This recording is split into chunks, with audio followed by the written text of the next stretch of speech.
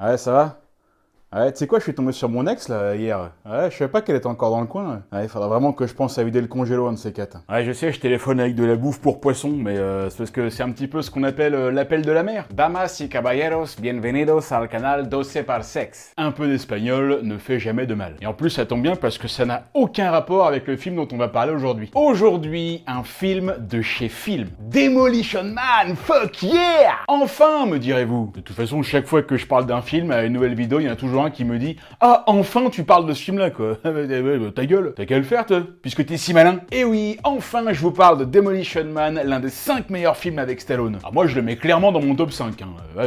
D'abord parce qu'il y a Stallone, et ensuite parce que c'est de la science-fiction, ma gueule. Bah attends, tu réunis les deux éléments, c'est le combo gagnant. Demolition Man, ça fait un petit peu partie de ces films que tout le monde kiffe, parce que si vous voulez, c'est un peu la quintessence du cinéma d'action des années 90, avec en prime de la SF dedans, et qu'en plus, c'est un film visionnaire, les mecs. Les scénaristes imaginent dans les années 90 ce à quoi pourrait ressembler notre société du futur dans les années 2030. Bah oui, en attendant, il y a plein de trucs, on est bon, hein. Demolition Man, c'est un flic comme on n'en voit plus, contre un criminel comme on n'en voit plus, dans une vidéo YouTube comme on n'en voit plus. Et avant de lancer le générique, alors j'aurais juste une question qui n'a rien à voir. C'est juste une réflexion que je me suis faite il y a quelques jours. Vous savez, les gens qui disent une demi-douzaine au lieu de dire 6, juste pourquoi vous faites ça ?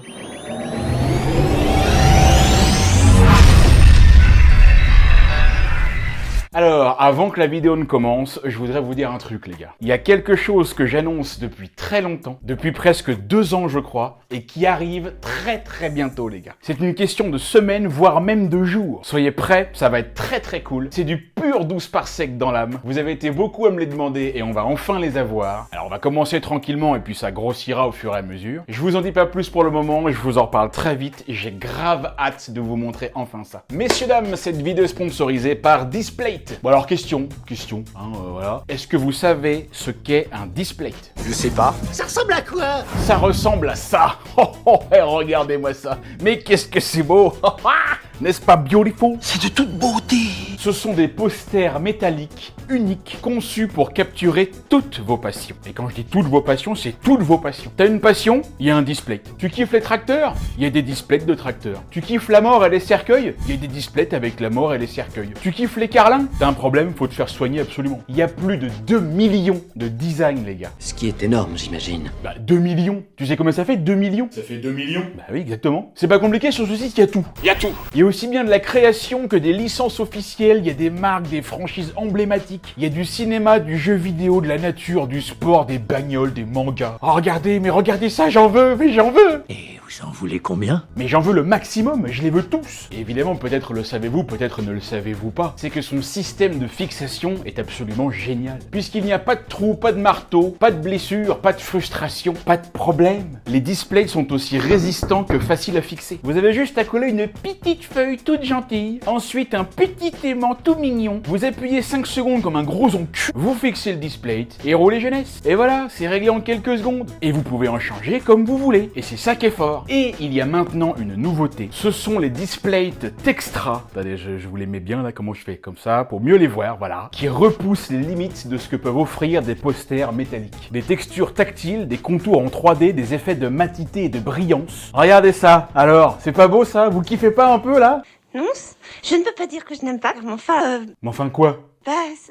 Non, le village est gentil, là. Mais c'est pas un village, c'est une putain de ville de ouf! Bon après, c'est-à-dire, bien sûr, il faut le voir chez soi. En tout cas, moi, je surkiffe, voilà, ça s'appelle les displays Textra. Et ça, c'est extra! Et enfin, il m'appartient de porter à votre connaissance que tous les displays sont livrés en 4 à 5 jours ouvrés. Et en plus, c'est un chien qui conduit, c'est hyper cool! Et voilà, qu'est-ce que vous en pensez? Très impressionnant. Tu m'étonnes, attends, je vous le garantis. Vous allez aimer, vous allez voir. Et jusqu'au 7 octobre, pour un display acheté, vous aurez 27% de réduction, qui passeront à 33% de réduction pour 2 displays achetés ou plus, hors édition limitée, Lumino ou Textra. Cliquez sur le lien dans la description ou utilisez mon code 12 par sec. Et moi, je remercie grandement Displate d'aider cette chaîne en sponsorisant cette vidéo. Alors, Demolition Man. Vous savez, j'ai longtemps hésité à vous parler de ce film parce qu'en fait, c'est un film qui me fait un peu peur. C'est un film qui me convient pas. Dommage. Pourquoi? Parce que dans ce film, si vous voulez, on se prend une amende dès qu'on dit un gros mot. Et moi, des gros mots, j'en dis un peu souvent, tu vois, dans mes vidéos. Et j'ai pas tellement envie de me prendre plein d'amendes aussi, quoi. T'as qu'à pas dire de gros mots. Bah, je sais, mais bon, je veux pouvoir en parler librement, je veux dire, tu sais, à ma façon, quoi, et pas devoir lisser mon discours juste pour leur faire plaisir à tous ces trous du cul, là. Et voilà, mais je le savais, mais c'était sûr, en fait. C'était sûr. Je vous l'avais dit, mais c'était certain, voilà, c'est combien votre truc, là? Un crédit, putain. Eh ben oui, Non, mais non, bien arrêtez, sûr, les gars. encore, hein. Quel abruti. Bon bah écoutez mes amis, exceptionnellement pour cette vidéo, je vais devoir rester poli et ne pas dire de gros mots. Ah bah c'est ça où je vais devoir vous demander de m'aider à payer les amendes en allant faire un tour sur ma page Tipeee. Hein. De toute façon tout ça c'est un complot contre moi, j'en suis sûr. Bon, Demolition Man, ce film bien évidemment je le connais par cœur. Et je peux vous dire que Sandra Bullock y est pour quelque chose. J'étais sûre que vous diriez ça. Demolition Man c'est un de ces films avec lesquels tous les gars et les nanas de mon âge un peu geek, et pas que d'ailleurs, ont tous grandi. Stallone, Schwarzy, Claire Morgan, tout ça, c'est toute notre jeunesse. On en a passé des heures devant ces films. C'est pour toute une génération un film culte. Il est tellement culte pour moi que j'ai carrément les 3 coquillages dans mes chiottes, hein, et que je sais comment on s'en sert. Merci encore mon Juju pour le cadeau. Hein. Tu sais vraiment comment on s'en sert? Bien sûr, je sais, mais je sais plein de choses moi. Je fais plein de choses avec ça. Comme quoi?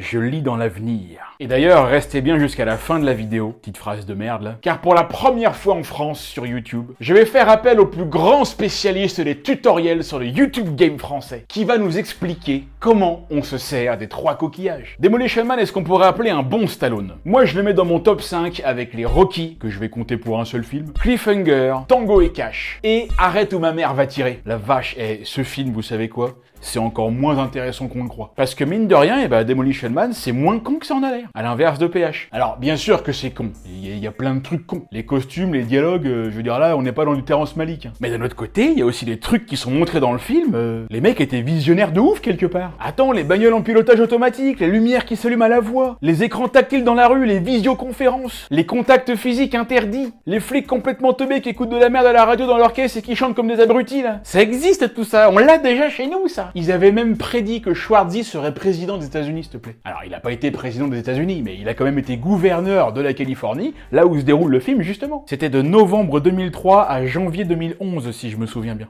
T'as de la mémoire. Oh, comme ça. Mais c'est vrai que Demolition Man, c'est d'abord et avant toute chose un film d'action avec un peu de comédie, mais avec un petit fond aussi quand même de satire sur ce que pourrait devenir notre société dans le futur si on devait se priver de toutes nos libertés, tu vois. Rendez-vous compte, même les gros mots n'existent plus. Lénina ne sait même pas comment il faut les dire. On va lui faire la pipe à ce mec. La peau.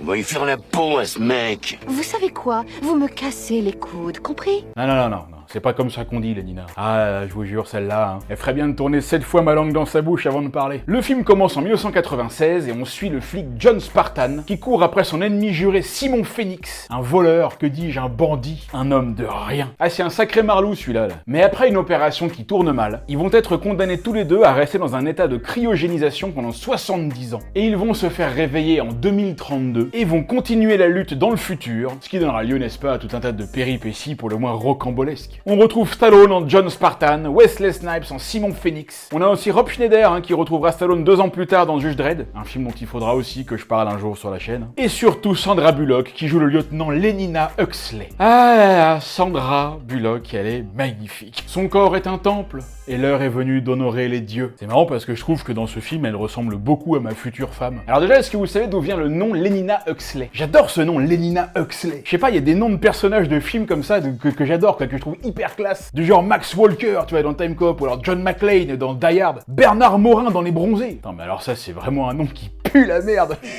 Bam!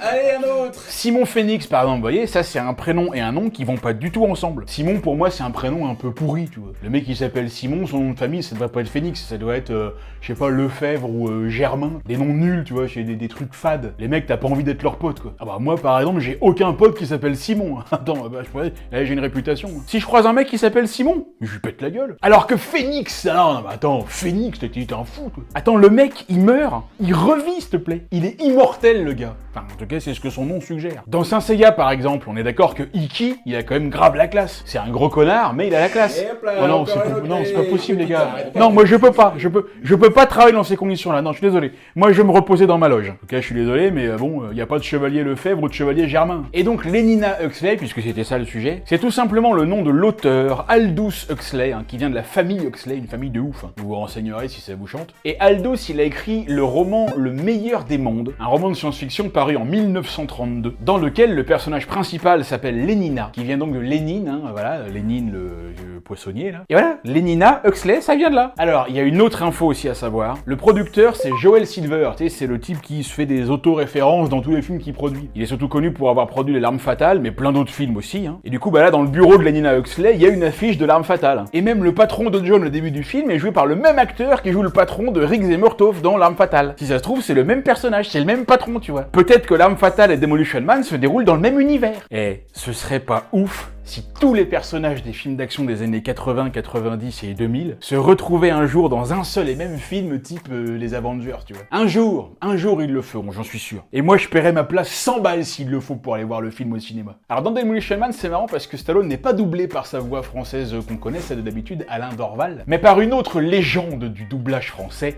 j'ai nommé Richard Darbois. Le mec qui a juste doublé la dose d'acteurs. Combien il y en a? Oh, franchement, je sais pas, il y en a tellement. Il y a Harrison Ford, il y a Danny Glover, Richard Gere, Dan Aykroyd, Jeff Goldblum, il y a même Buzz l'éclair et encore plein d'autres. Et ce qui est quand même marrant de voir, ou plutôt d'entendre, qu'une seule et même voix peut hyper bien aller à des acteurs très connus qui sont complètement différents. Je me suis toujours étonné de ça, je trouve ça ouf. Tu regardes un film avec Harrison Ford en VF, t'entends la voix de Darbois. J'ai des souvenirs bien émouvants de ce chien. Tu te dis que c'est ok, tu vois, ça pourrait complètement être la voix d'Harrison Ford, la voix était moins géniale. C'est la voix d'Harrison Ford, tu vois, quand t'es petit, tu crois même pas qu'il peut parler une autre voix. Et ensuite, tu regardes un film avec Sylvester Stallone, c'est quand même pas le même acteur, tu vois. Tu réentends la même voix, et bah tu vas aussi te dire que ça pourrait carrément être sa voix à lui aussi. Elle va hyper bien à Stallone, alors que c'est pas le même acteur, c'est pas le même, je sais pas, la même physique, la même gueule, tout ça, quoi. Tu prends Tom Cruise et Tom Hanks, bon bah ils s'appellent Tom tous les deux, mais on s'en fout, c'est juste un hasard. Ils sont tous les deux doublés par la même voix, Jean-Philippe puis Martin, et bah cette voix-là, elle leur va hyper bien à tous les deux, alors que c'est deux mecs différents. Moi je trouve ça dingue. Et pour continuer aussi sur ce thème, vous savez bien que j'adore parler des voix françaises, hein, des doubleurs, j'en parle régulièrement. Je voudrais aussi dire un mot de la voix française de Wesley Snipes, qui est ici doublé par Jacques Martial. Alors, Jacques Martial, il faut que vous connaissiez ce monsieur-là. Déjà parce que sa voix, vous la connaissez, hein, il a doublé Wesley Snipes donc, Denzel Washington, Will Smith dans le premier Bad Boys, Ving Rhames dans l'émission Impossible, et bien sûr Samuel L. Jackson dans les Star Wars. Et ce qui est marrant, c'est que ce monsieur, en plus d'être doubleur et acteur, il fait aussi de la politique, tu vois. Le gars, il a été élu adjoint à la mairie de Paris, chargé des Outre-mer. Il a été conseiller aussi, et il a été président des trucs importants, tu vois, comme le mémorial de la CTE, je sais plus, enfin c'est un mémorial qui est dédié à l'esclavage et à la traite des Noirs. Et donc quand il en parle sur le plateau, quand il est invité, il en parle de manière très sérieuse, tu vois. Et du coup, t'as l'impression d'entendre Will Smith ou alors Wesley Snipes, et même initial, t'as vu. Ou carrément Mace Windu parler d'un truc hyper sérieux, tu vois. L'action qui est à mener, que nous menons. Mais attends, c'est génial, enfin! Et le deuxième truc encore plus cool, c'est que le frère de Jacques Martial était Jean-Michel Martial, et Jean-Michel, il faisait lui aussi de doublage, et vous connaissez aussi sa voix, puisque Jean-Michel Martial, c'était ça. Alors, si on se retrouvait tous après l'école pour faire l'amour! Et ouais, et du coup, quand ils sont invités tous les deux dans des émissions de télé, c'est mortel, parce que c'est génial d'entendre leur voix en même temps, toi. Complètement, je suis complètement fasciné, je suis dedans. Parce que j'ai pas de super-héros de mes rêves. Et on salue Jean-Pierre, qui nous a malheureusement quittés en 2019.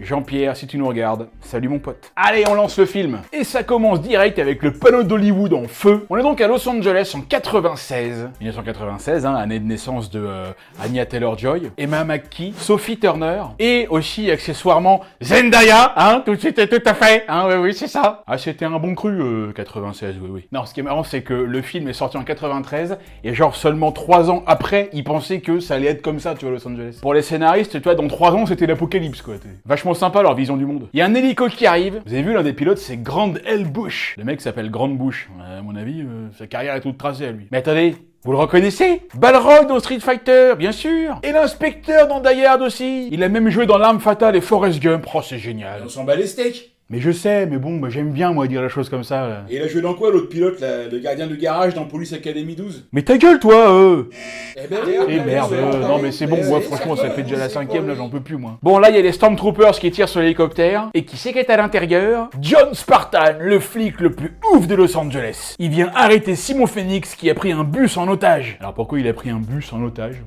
Franchement je sais pas là, Ça aurait été mieux de prendre peut-être des gens, tu vois. Non, mais il y avait 40 personnes dans le bus. Ah oui, d'accord, ouais, je comprends mieux. Et là, regardez comment il va descendre de l'hélico. Il se met un harnais, il se lance dans le vide. Et le truc, c'est pas un élastique, hein, tu sais, voilà, c'est juste une sangle dure comme ça, quoi. Et il doit être à au moins 150 ou peut-être même 200 mètres de haut, tu vois. Et hop, il saute, normal, et blah, tout va bien. Il est arrêté net par la sangle, mais il a rien. Alors que normalement, il devrait juste avoir tous les os du corps brisés, quoi. Et en plus, apparemment, il a vraiment fait exactement la cascade comme on la voit à l'écran. Hein. Tu as raison, je te crois pas. Bah non, je déconne. Bon, il défonce quelques mecs, la petite scène d'intro classique, hein, qu'on voit souvent dans les films d'action des 90s, et qui s'inspire directement des films de la nouvelle vague française hein, des années 60. Il y avait ça chez Godard et Truffaut. Bah bien sûr, évidemment, t'as pas vu À bout de souffle? Avec Rocco Siffredi. Non, avec Belmondo. Et là, c'est la confrontation. Bouge pas, Phoenix. Voilà, donc bouge pas, et direct le gars, qu'est-ce qu'il fait? Il bouge. C'est con de dire cette expression bouge pas là, ou freeze en anglais. Ils vont forcément bouger, tu vois, je veux dire, ils vont pas rester comme ça, tu vois, c'est pas possible, il y a bien un moment donné où ils vont bouger, tu peux pas rester comme ça tout le temps. C'est tellement con qu'il y a même des films qui se moquent de cette expression. Dans Alarme Fatale, par exemple, la parodie de l'Arme Fatale, j'espère que vous avez toutes et tous vu Alarme Fatale, hein, parce que c'est peut-être ce qui se fait de mieux en matière de parodie de films d'action, avec des gags absolument géniaux, genre le type qui se cogne dans les sous-titres, tu vois, ou alors qui passe par les égouts et il arrive chez les Tortues Ninja, tu vois. Bah, il y a justement une scène où il poursuit le méchant dans la rue, et il dit « On ne bouge plus !» Et là, effectivement, bah, pour une fois, les gens, ils arrêtent de bouger, tu vois. Là, d'accord, ça marche, mais il faut que ce soit une parodie. Et il y a aussi un truc encore plus génial, c'est dans The Mask. Alors là, en VF, ça marche pas ouf, mais c'est en VO que ça prend tout son sens, parce qu'il dit l'expression « freeze », et que le masque, du coup, bah, il gèle sur place. Ça, c'est bon, ça, tu vois, ça, je valide. Bon, Spartan demande à Phoenix où sont les otages, mais l'autre, il a aucune info. Au lieu de ça, il fout le feu. Je trouve que Wesley Snipes, il joue assez bien le type un peu fou, tu vois, c'est le mec qu'on peut pas trop raisonner, quoi. Je dis pas que c'est une grande prestation d'acteur, mais en tout cas, il se donne à fond pour le rôle. Un bon rôle de méchant, tu vois, parce qu'au départ, c'était pas lui qui devait jouer le rôle, ils avaient même proposé ça à Van Damme, mais il voulait pas parce que c'était un méchant. Ils ont proposé ça à Jackie Chan, qui a pas voulu non plus, parce qu'il voulait pas jouer un méchant, et c'est Wesley Snipes qui a bien voulu. Spartan l'assomme et l'emmène, et tout le bâtiment explose. Et du coup, les otages, bah voilà, on ira les ramasser à l'aspirateur. Hein. Par contre, Johnny s'est fait chier, là, à ramener Simon sur les épaules, là. Bah, il aurait dû le laisser sur place, vu que l'autre, il serait pas mort, vu que il aurait pu renaître de ses cendres. Oh, hein? Ah ouais, bah oui, bah attends. Spartan se fait engueuler par son patron qui lui dit qu'il a encore tout démoli. Mais évidemment que j'ai tout démoli, je m'appelle Demolition Man. Bah oui, c'est vrai, c'est logique. Non mais sérieux, le patron, mais c'est vraiment un... C'est vraiment un... Mais qu'est-ce que tu attends? Vas-y. Bah non, je dis rien, sinon je vais me prendre une amende. Non, le patron, c'est vraiment un gros nul. Sauf que John pensait que les otages n'étaient pas là, mais s'est oublié bien vite que Phoenix est vraiment un sale enfoiré. Mais arrête! Mais putain, mais Excuse-moi, t'es fou, toi, pourquoi tu fais ça? te fous pas devant aussi là. Non mais d'abord débranchez le truc les gars. Oh, non mais tout débranchez-le de suite, parce que sinon on va mais pas s'en non, sortir. mais pourquoi Non, tu si veux- débranche-le s'il te plaît. Il y a des corps partout.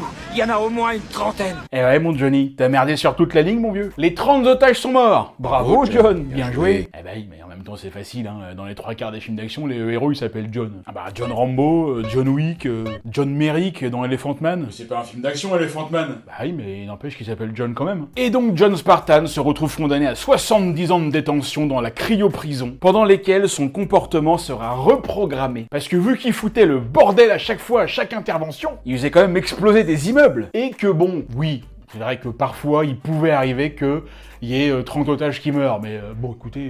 Je trouve qu'on en fait quand même toute une histoire, quoi. Bah du coup, on va le rendre plus gentil. Allez, on le met dans la cuve à Bacta, on met l'eau, il est tout nu.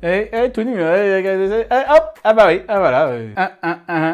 Bah après, Stallone, ça l'a jamais dérangé d'être à poil. Hein. On sait bien qu'au début de sa carrière, il a fait des films où il était pas très vêtu. Ah bah c'est de là que ça vient, les talons italiens. John, il peut plus respirer, les autres, ils vont chercher un truc pour faire la cryogénisation. Ils prennent carrément leur temps, tu sais, l'autre, il a 10 fois le temps de se noyer. Et attention, John est mis au congélo. Alors moi, il y a un truc qui m'a toujours fait marrer depuis 30 ans que je regarde ce film. Évidemment, ça ne va étonner personne. Mais vous voyez, là, le mec, bon, il va rester 70 ans congelé. Bon, là, il a une position normale, on va dire. Mais est-ce que ça aurait pas été trop marrant que, tu sais, comme il flotte dans l'eau, tu sais qu'à un moment donné, peut-être que tu peux pas contrôler complètement tes mouvements, tu vois. Tu sais, il se met à tourner comme ça, et au moment donné où ça gèle, tu vois son cul.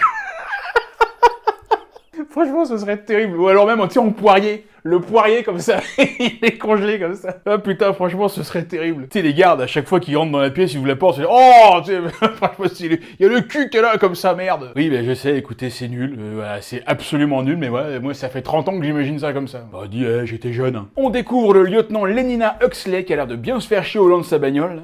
Aucune présence policière n'est requise en ville en ce moment. Eh bah oui, bah écoute, y a de quoi être dégoûté. Hein. Toi, t'as signé pour avoir un peu d'action, tu vois, pour taper sur des Noirs et des Arabes qui ont rien fait de grave. Mais justement, là, y a plus de criminalité. Donc, bah la police, ils se galèrent grave. Oui, bah écoute, en attendant, ils pourront en profiter pour réviser leur bécherel, ça leur ferait pas de mal. Et on salue tous les policiers. Alors là, on va voir un truc hyper chelou. Voilà comment on fait les tags dans le futur. Il y a des machines qui sont planquées dans la terre, tu sais pas qui les a mis là, et les trucs aspergent les murs de peinture et le tag est fait en 3 secondes. Non mais alors vraiment là, non mais n'importe quoi. Mais attends, où est la magie, les mecs?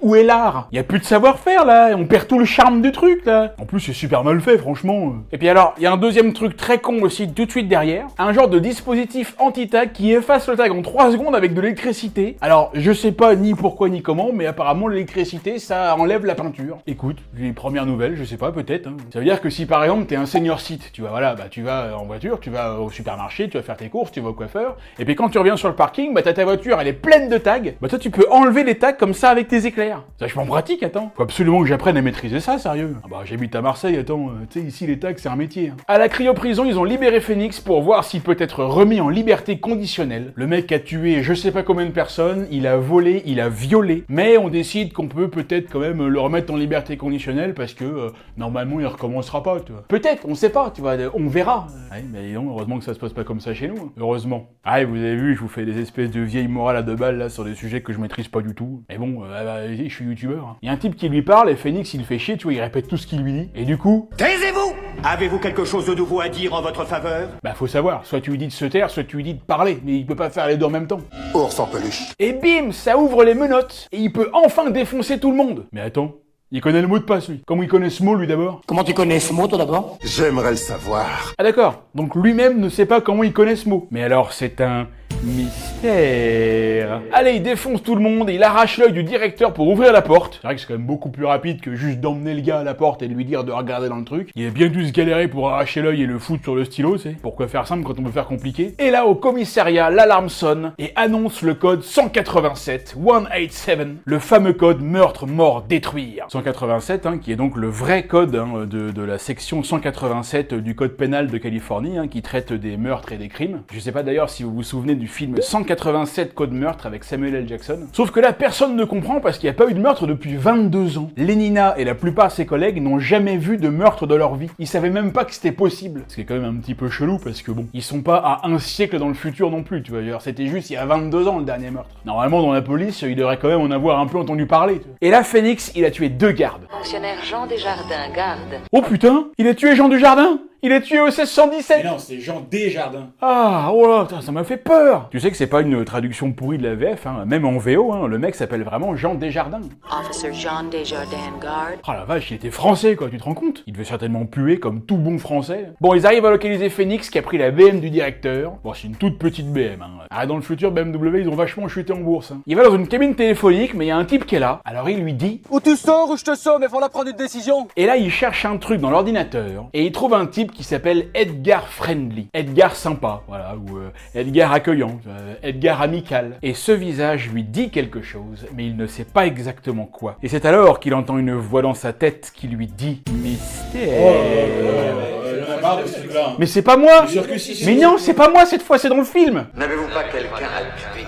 Bon, là c'est chelou, mais apparemment il doit tuer un type qui s'appelle Edgar Amical, Edgar Friendly. Il se prend quelques amendes parce qu'il utilise la langue de Molière, et les flics arrivent. Et alors là, c'est à la fois comique et navrant, un peu comme chez Astronogeek. Alors c'est une parodie bien sûr, mais je sais pas, on a l'impression qu'il y a une espèce de sorte de fond de moquerie, tu vois, je sais pas, de dénonciation d'une certaine incompétence. Enfin, j'en sais rien, tu vois, je sais pas à quel point il y a du sérieux là-dedans, ou alors si c'est vraiment 100% de la parodie, tu vois. Mais là, les policiers sont tellement à la ramasse qu'ils ne savent même pas comment faire pour interpeller un suspect. En un mot, ils ont carrément une sorte de tutoriel qui va leur dire comment faire. Et alors, s'ils sont à la ramasse pour ça, t'imagines bien qu'ils vont avoir encore un peu plus de mal contre un mec qui est ceinture noire de karaté. Oui, parce que Wesley Snipes, c'est un acteur, mais c'est aussi un mec qui a fait les arts martiaux, et il a pas déconné, tu vois. Le mec sait se battre. Donc là, d'un côté, t'as un phénix, et de l'autre côté, t'as des poulets.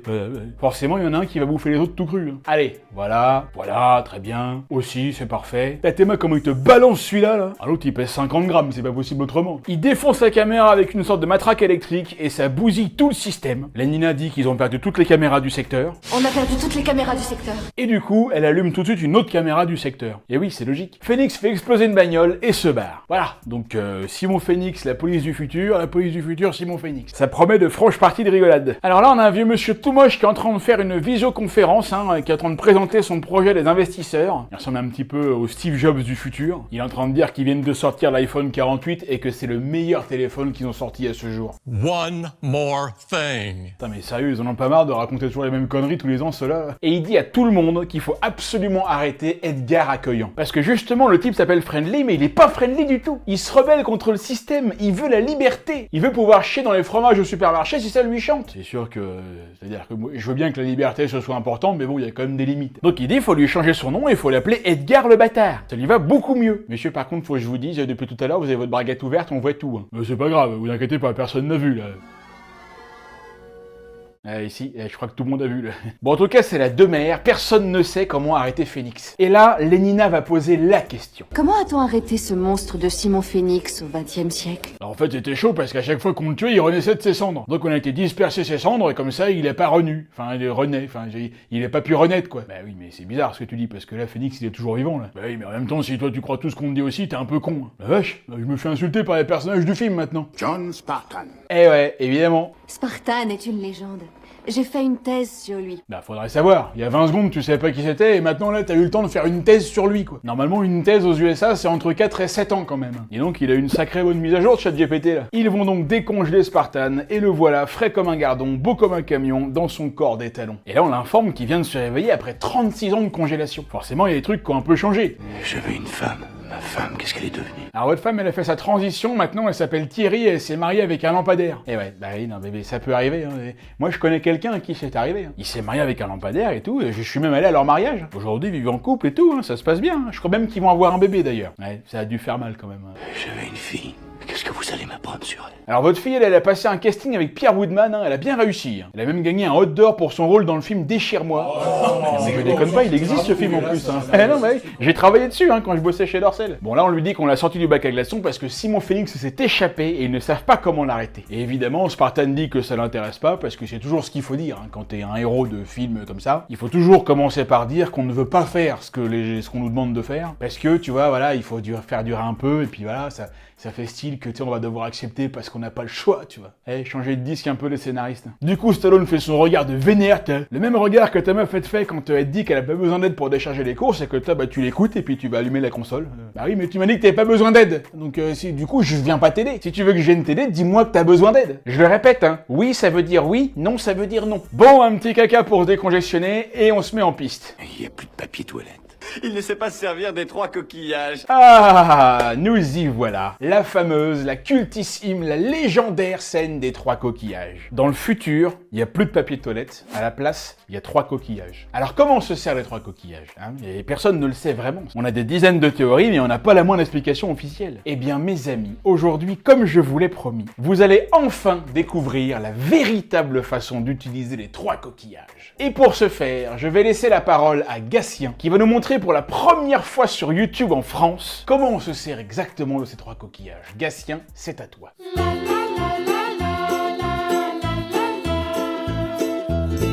Bonjour et bienvenue dans les tutos de Gatien. Aujourd'hui, on va apprendre à s'essuyer les fesses dans le futur. Pour ce faire, je voulais utiliser cette figurine d'E.T., mais est-ce Kitishi?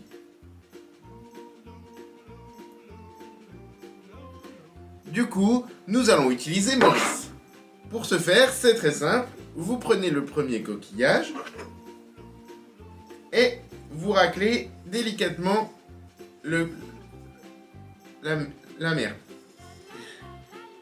Ensuite, vous le disposez de côté. Ensuite, avec le deuxième coquillage, vous... Je sais plus.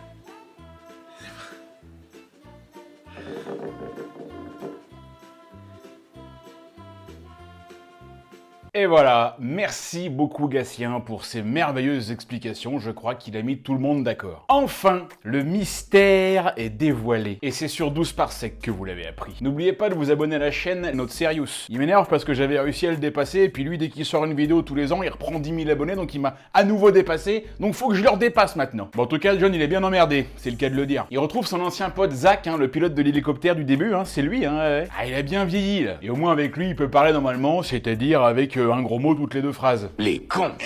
Oh, sérieux, il faudrait tellement pas que ça m'arrive à moi, ça, putain.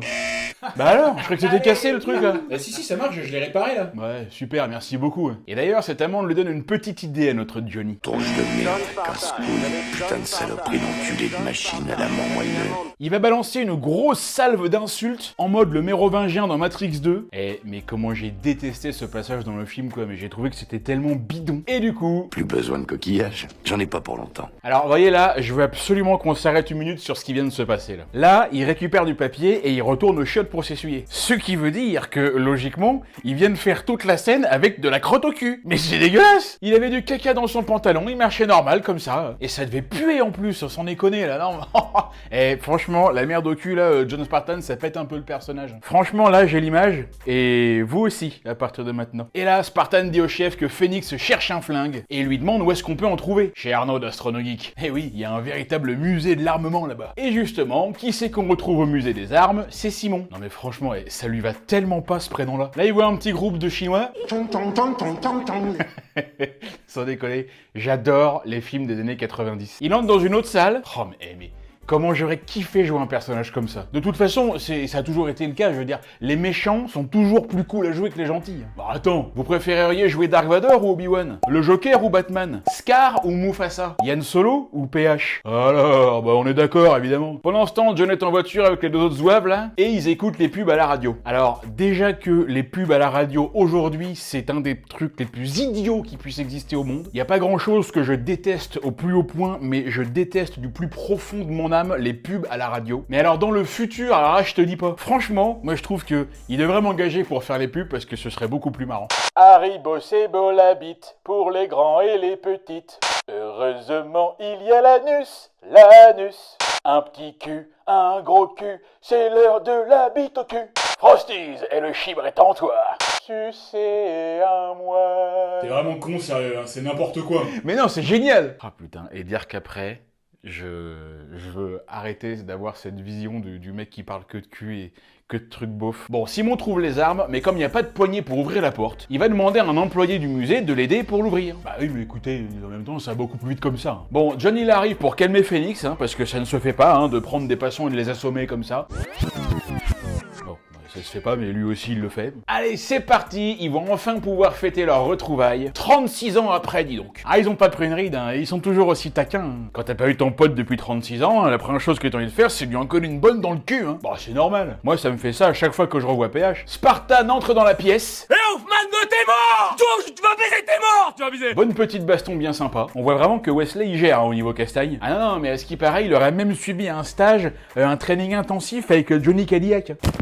L'ouragan. Allez, encore 2 ou 3 mandales et Phoenix s'échappe. Eh ouais mon père, il t'a encore une fois filé entre les doigts. Bravo John. Dans la rue, Phoenix rencontre le pape Jean-Paul 148 et le reconnaît, dis donc. Mais vous êtes pas en papomobile, vous? Eh non, je me suis acheté une Renault Fuego. Il y en a 4 dans le monde et moi j'ai la 5e. Et là, le vieux lui dit une phrase que Phoenix a déjà entendue quelque part.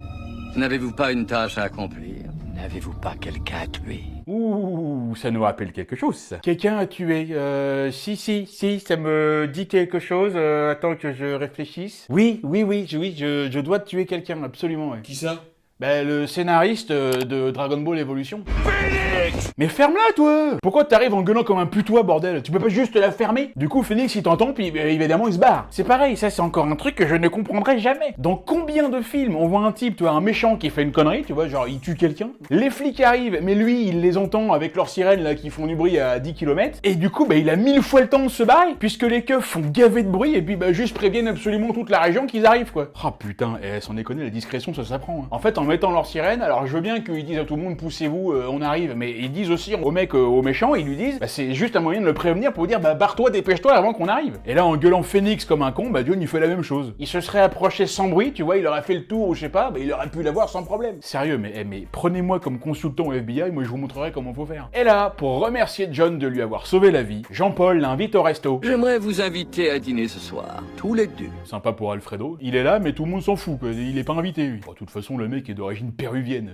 Depuis quand on invite un péruvien Et c'est pour se taper de la flûte de Pan toute la soirée, merci bien. De retour au commissariat, tout le monde se demande comment faire pour trouver Phoenix, vu que c'est le seul habitant de Los Angeles qui n'a pas de puce, donc il ne peut pas être localisé. Et le chef de la police propose une excellente idée. Attendre qu'il tue quelqu'un pour le localiser à nouveau. Ah, effectivement, là, il y a de l'idée, là. Il y a juste quelqu'un qui va mourir, mais bon, ça, à la limite, on s'en fout, on le connaît pas. Peut-être que le gars a une famille, tu vois, je sais pas, une femme, des enfants, un pavillon, un petit chinchilla qui s'appelle le petit Roudoudou, mais on s'en fout, voilà, on ne le connaît pas. Ils arrivent donc au restaurant, le Pizza Hut. Oui, on sait que au départ c'était la marque Taco Bell, mais que comme la marque était pas assez connue internationalement, on va dire, et ben ils ont remplacé ça en post-prod par Pizza Hut. Voilà, c'est bon, merci, on sait, ouais. Vous étiez au courant? Non, j'étais pas au courant. Bon, bah maintenant vous l'êtes. Allez, à table, ils vont pouvoir casser une copieuse croûte. Oh putain, et la misère du plat. Oh sérieux, plus c'est petit, plus c'est cher. Bon, John se fait faire la morale par tout le monde, ils disent que c'est un homme de Cro-Magnon et que la nouvelle époque est 1000 fois mieux que l'ancienne. Lui, il lui répond de bien aller se faire enculer. Et là, il remarque qu'il y a du mouvement à l'extérieur. Quelque chose se trame là dehors. Son instinct de flic lui dit de sortir et boum! Contact! C'est l'attaque des clodos qui puent. Il y a des gars qui sortent des égouts pour aller chourer plein de trucs. Et comme Stallone est payé au nombre de coups de latte qu'il file aux figurants, bah là, il va encore en donner un bon paquet. Toi, prends celle-ci, voilà. Toi, celle-là. Également, tout à fait. Vous inquiétez pas, il y en aura pour tout le monde. Et là, John arrête la distribution de pain quand il voit qu'en fait, les mecs viennent juste chourer de la bouffe. Ils ont faim, les gars. Ils ont rien à bouffer. Mais évidemment, c'est des clodos.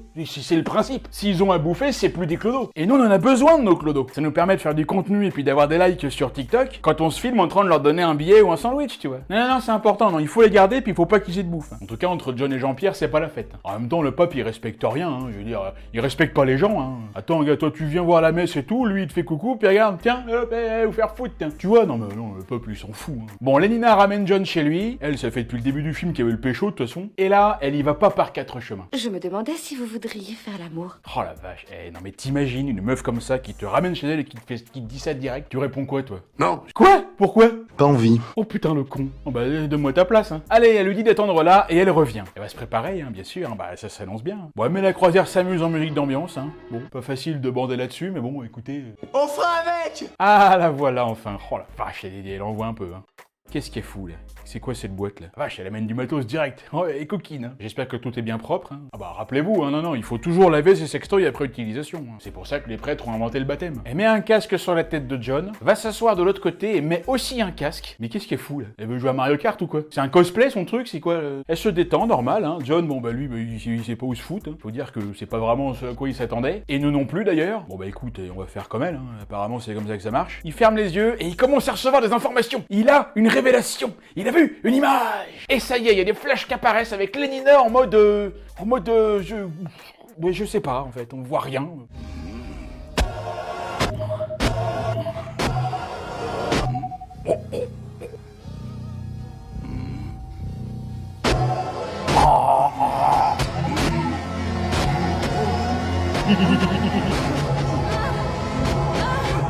Waouh! Oh, mais qu'est-ce qui s'est passé? Oh la vache, c'était bizarre un peu son truc. C'est ça que vous appelez faire l'amour? Et oui, dans le futur, les contacts physiques sont interdits. Personne ne se touche, ils se disent bonjour en faisant style qu'il lave un carreau invisible. Et donc John, lui, bah, il est dégoûté parce qu'il a eu le barreau pour rien. Du coup, il a quand même essayé de négocier un peu pour faire ça à l'ancienne, quoi. Oh, c'est dégoûtant! Bah, je sais pas pourquoi c'est dégoûtant, écoute. Moi j'ai connu des nanas, je peux dire, elles étaient pas dégoûtées, hein, au contraire. Hein. Vous voulez dire un transfert de fluide? Oui, voilà, oui, c'est ça, un transfert de fluide, oui, appelle-le comme tu veux, hein, c'est très bien. Sauf que elle, ça ne lui va pas du tout parce que les contacts sont proscrits et que maintenant, bah, la reproduction, ça se fait en laboratoire. Alors là, il essaie de la bloquer, hein, le petit malin, hein, regarde ça. Bon, attendez, il a raison aussi, hein. Ah bah si, parce que, vous savez, le sexe, c'est comme le street art. C'est toujours mieux contre un mur. Ouais, sauf que Huxley, c'est une flic et elle respecte la loi. Et en même temps, s'il essaie de l'embrasser sans son consentement, la nana, normalement, ça risque de pas très bien se passer. Ah bah, d'après la loi française, sans consentement, c'est une agression sexuelle, hein, il me semble. D'après la loi belge, par contre... Allez, oust, Gouja, va. Écoutez, dans le... Alors là, il a pas fini sa phrase, mais je pense qu'il voulait dire dans le cul. Hein, Écoutez, dans le...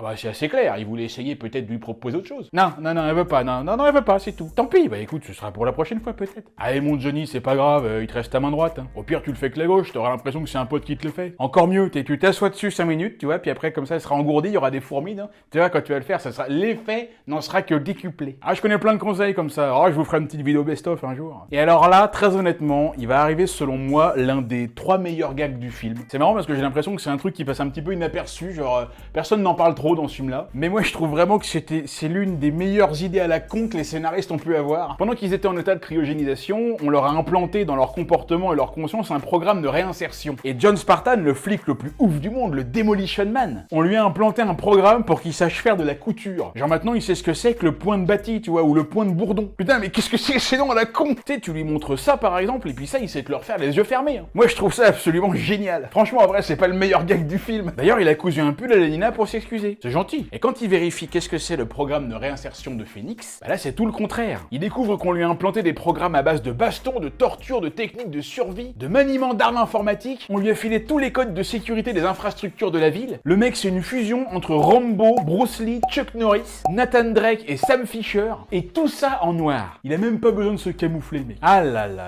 hein. La chance est avec la canaille. Du coup, ils vont voir JP parce que c'est quand même lui qui a conçu le programme. Et John est bien vénère parce que lui, il a un programme de couturière. Hein. Ah bah c'est sûr que là, on n'est pas sur le même niveau de badassitude. Mais la Nina lui dit de se calmer, que ça sert à rien de tirer sur tout ce qui bouge. Ça sert à rien de le menacer avec un flingue. Et surtout, on surveille son langage. Soyez heureux. Soyez enculés. John Spartan, vous avez une amende d'un... Ah, enfin, il a shooté le truc. Bon, allez, descendre dans les égouts pour voir si Phoenix s'y cache. Et évidemment, c'est dégueulasse et ça pue. Un vrai jardin à la française. Ah, super, les clichés sur les Français, génial. Non, mais c'est vrai, et nous, on a la réputation, les Français, d'être sales et de puer. Hein. Non, c'est vrai, c'est... Vous savez d'ailleurs, je crois que toute cette réputation, elle part de moi. Et ils arrivent donc dans une espèce de ville souterraine qui ressemble un peu au 19e arrondissement de Paris. Et là, ils font la rencontre d'Edgar sympa. Sauf qu'il est pas sympa du tout parce qu'il les pointe avec un flingue. Mais John lui dit que c'est pas lui qui cherche. Et surtout, il lui parle de Jean-Paul. Je crois qu'il veut te tuer. Et oui, le pape veut tuer tous ceux qui ne pensent pas comme lui, c'est bien connu. Là, par exemple, il y a une dame qui lui dit qu'il devrait se laisser pousser la barbe, et tu vois, lui direct, il essaie de la tuer, tu vois. Non, mais les papes sont vénères, il faut pas les sous-estimer, les mecs. Vous avez vu, il y a Jack Black, là. Pendant ce temps-là, Phoenix a décongelé tous les criminels de son époque et les a ralliés à sa cause, parce que tout seul, on va plus vite, mais à plusieurs, on va plus loin. Et il leur dit qu'ils doivent tuer John et Edgar. Et justement, le scénario du film leur offre sur un plateau, puisqu'ils sont juste là. Oh bah ça tombe bien alors. Alors regardez un peu là, ils sont comme ça, Spartan et Friendly sont à 10 mètres d'eux, ils peuvent les flinguer, mais comme ils veulent. Mais non, eux, ils vont commencer à tirer dans le tas comme des abrutis qu'ils sont, et ils ne vont toucher personne. Mais qu'est-ce qu'ils sont cons encore une fois. Allez, fusillade dans les égouts, normalement il devrait juste y avoir 80 morts. Phoenix s'enfuit, remonte à la surface, et il voit la bagnole des flics, la porte grande ouverte. C'est-à-dire que John, Lenina et Ramirez, là, ils se sont barrés, la porte grande ouverte, qu'ils ont tout laissé comme ça. En mode, servez-vous, c'est gratuit. Ah la vache, ils sont bien élevés les gens à l'époque. Ah bah, tu fais ça à Marseille, ta bagnole, t'es même pas encore sorti de la bagnole qu'elle est déjà volée. John et Lenina ont eux aussi sur une bagnole, et c'est y part pour la course-poursuite de la mort, avec 2 flics dans une bagnole normale qui poursuivent un criminel dans une bagnole de flics. Le truc de ma boule complètement tarite. John se met sur le capot. Enfoncez la pédale au maximum. Il jump sur la bagnole, vire Simon, et là, il se retrouve au volant de la voiture automatique. Le genre de truc qui est génial quand ça marche, mais qui pue la mierdasse quand ça marche pas. Ouais, putain de caisse de merde. Putain de caisse de merde. Mais qu'est-ce que je kiffe Richard Darbois, sérieux. Richard, je t'aime, la façon dont tu parles, mais merci, parce que j'ai l'impression d'entendre mon tonton là. Putain de caisse de merde. Comment ça doit être le kiff de doubler des dialogues comme ça, mais vous imaginez un peu. T'es payé pour hurler des insultes dans un micro, quoi. Le truc qui est marrant pour Richard, par exemple, c'est quand tu sais, t'es grand-père, t'as des petits-enfants et tout, tu sais, ils te voient comme le papy, tu sais, qui est super gentil, tout ça. Et puis ils regardent le film, puis ils entendent leur papy qui est là, ouais, putain de caisse de merde. Mais dis donc, papy, tu t'es lâché, là. John sort de la voiture et tous les clodos arrivent pour se préparer pour la bataille finale. Une bataille de clodos, on en a pas vu souvent au cinéma là. Alors si, justement, on a vu un duel de clodos. C'était dans Le Seigneur des Anneaux, hein, le tout premier, la communauté de l'anneau, il y a 2 clodos qui s'affrontent. On retrouve Phoenix dans le bureau de Jean-Paul. Jean-Paul qui lui dit qu'il va enfin pouvoir créer la société parfaite dont il rêve. Non. Parce que Jesse Ventura, le pote de Schwarzy dans Predator, sur ordre du Phoenix, double shot Cocteau pour en faire un bon meurtre mort détruire. Et ça y est, le pape est mort, vive le le pape. Allez hop là, direct dans les flammes de l'enfer. Ah bah au moins il sera dans le feu de l'action. Allez, Phoenix va maintenant décongeler les 80 pires criminels encore congelés. Il va faire chauffer le four thermostat 4. John assemble Nina pour pas qu'elle vienne avec lui et qu'elle risque de se faire tuer. Et vous allez voir que même après ça, alors qu'il la sauve, c'est encore capable de l'engueuler. Il débarque dans le labo et c'est parti. La bonne scène de gunfight. Alors normalement Phoenix est censé avoir plein de mecs avec lui, tous les gars qu'on a vus tout à l'heure, mais là il y a personne. On sait pas où ils sont passés. On les reverra plus du film. Phoenix chope Spartan avec une pince à glaçons et fait mumuse avec. Et là, il est à 3 mètres de lui. Il va lui tirer 10 fois dessus au gun automatique. Autrement dit, il va lui tirer au moins 100 balles dans la tronche. Et il ne va toujours pas le toucher. La vache, mais les mecs ont été formés par l'Empire, c'est pas possible. John arrive à se dégager et Phoenix va se la jouer de Jedi en chopant un gros sabre laser. Et il passe tout de suite en Senior Sith derrière en faisant aussi des éclairs. Ah, il se laisse pas faire. Elle déchire cette arme, tu te rends compte, tu peux être Jedi et Sith en même temps. Allez, le duel tant attendu, ça a chier des bulles. Et pas une bonne mandale. Et paf, un bon coup de chaîne. Et paf. Allez, quand t'as Rocky qui te met une droite comme ça dans le bide, là, tu dois la sentir passer. Phoenix est plus fort que Spartan, parce que n'oublions pas que Snipes est 5e dan de karaté, alors que Stallone est 5e dan de couture. Phoenix va pour le planter, mais Spartan lui fait la technique du point du bourdon glacé. Et paf! Tout devient glacé. Ah ouais, John il vient de refroidir l'ambiance. Phoenix se retrouve totalement gelé. Et attention la tête! Attention la tête! Et oui, bah vous voyez cette réplique là, attention la tête, elle est géniale évidemment. Bah ça, c'est que en VF. Voilà, c'est Darbois qui l'a inventé. En VO, Stallone ne dit rien. Il n'y a pas de réplique. C'est pour ça que la VF, quand c'est bien fait, c'est priceless. Et peu sorbet glacé de tête de Phoenix. C'est délicieux, on dirait du veau. John s'échappe en courant parce que tout a explosé, tu sais même pas pourquoi. Et pouah! Oh la maquette de merde. Mais qu'est-ce que c'est que ce plan nul? On dirait que c'est moi qui l'ai fait. Ils avaient plus de budget ou quoi? Et voilà, Simon Phoenix, c'est de l'histoire ancienne et la cryoprison n'existe plus. Mais qu'allons-nous faire? Comment allons-nous vivre? Je vais vous dire ce qu'on va faire. On va tous boire un coup, se bourrer la gueule et on va recouvrir toute la ville de graffiti. Ça va être le pied. Et lui, il est bon, lui. En fait, lui, tout ce qu'il veut faire, au final, c'est juste se bourrer la gueule avec ses potes, quoi. C'est vraiment lui, finalement, le meilleur personnage du film. Bon, par contre, faut qu'il se calme un petit peu, quand même, parce que là, on n'est pas en Russie non plus. Vous êtes peut-être un peu trop clean, et toi, pas assez. Autrement dit, tu peux te faire la chouille avec tes potes et tout, y a pas de problème, mais va te laver le cul avant quand même, parce que là, dis donc, ça fouette. Il doit y avoir un juste milieu. Je sais pas, vous trouverez. Et voilà, John et Nina quittent la scène du crime, mais pas avant de s'être roulé une bonne grosse galoche avec la langue. Et ça, c'est que les préliminaires. Le transfert de fluide, ce sera juste après. Et fin! Et voilà, c'est tout ce que je peux vous dire sur le film Demolition Man. Un classique du genre, un film culte à voir et à revoir. Le dimanche soir en famille, avec le chien, le chat, la grand-mère, la maîtresse, l'esclave dans la cave. Enfin, la famille normale, quoi. J'espère que la vidéo vous a plu. On continue sur notre lancée avec toujours plus de films à analyser. Pour toutes celles et ceux qui veulent de l'astronomie, je vous demande de patienter encore un tout petit peu. Il y aura des vidéos astro avant la fin de l'année. Reste à savoir quand. Merci beaucoup à toutes et à tous, je vous remercie encore et toujours pour votre fidélité. Je remercie évidemment tous les tipeurs, votre aide est précieuse. Merci à Patrick, à Olivier, à Alexandre, à Jérôme, à Amaury et à tous les autres. Et un grand merci à Grégory. Toi-même, tu sais, le mec m'a juste envoyé un énorme casque de Dark Vador, un super couteau 12 par sec, une bière freezer et un Chibrosaur R2D2. Mais qu'est-ce que c'est que cette horreur? Greg, t'es un ouf, merci beaucoup pour tout ça. Allez, je vous laisse, je vous dis à très bientôt pour un prochain épisode. C'était Yann Solo sur 12 par sec. Ciao!